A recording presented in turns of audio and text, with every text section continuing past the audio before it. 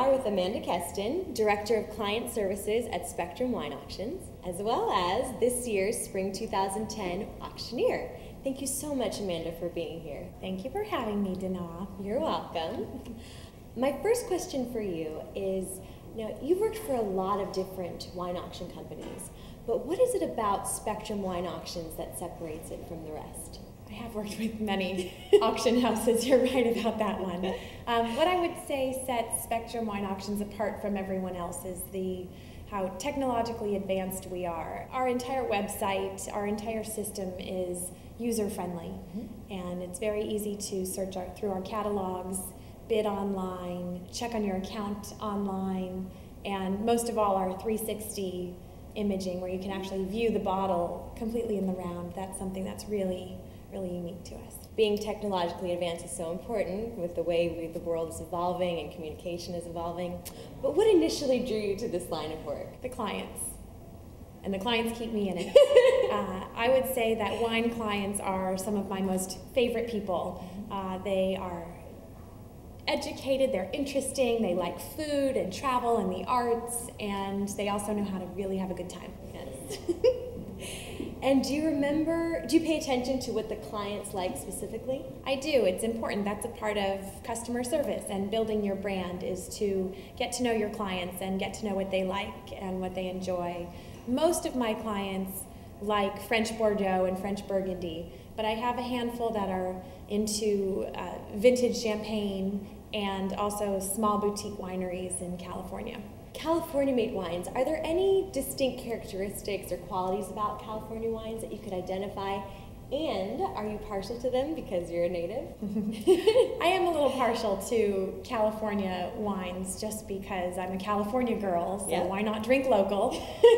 Of course, I do like all kinds of wine from around the world, but I do particularly enjoy some very specific California wine. And what would you say are some of those specific wines? Well, right now, I'm really enjoying the Pinots that come out of Santa Rita Hills. It's an area just outside Santa Barbara, but it changes. It just, your taste buds are always evolving and changing. I didn't always love that. I think as a wine drinker, your taste buds are always evolving. And do you like to cook with wine?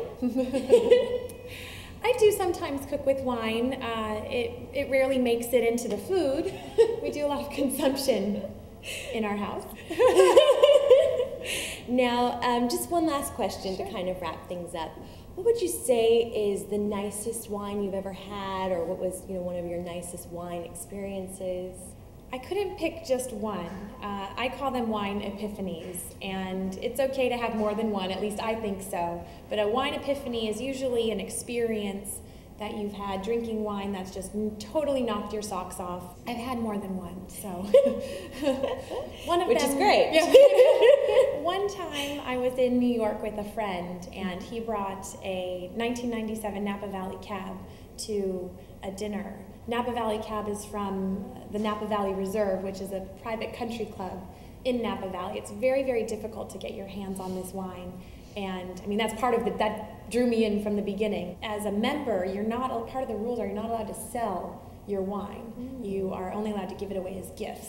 And my friend was gifted this bottle, which is very, very hard to get your hands on, and he shared it with me. So part of this epiphany was the whole experience. So anyway, that was one of the wines that we had that just was it was delicious. It was a fun experience. That was just, the whole event made that kind of really turned me on. So that was one of my epiphanies, but there's been many. Yeah. So if you have a few hours, we could just talk about perfect wine stories we'll all do day. a few of these. Right?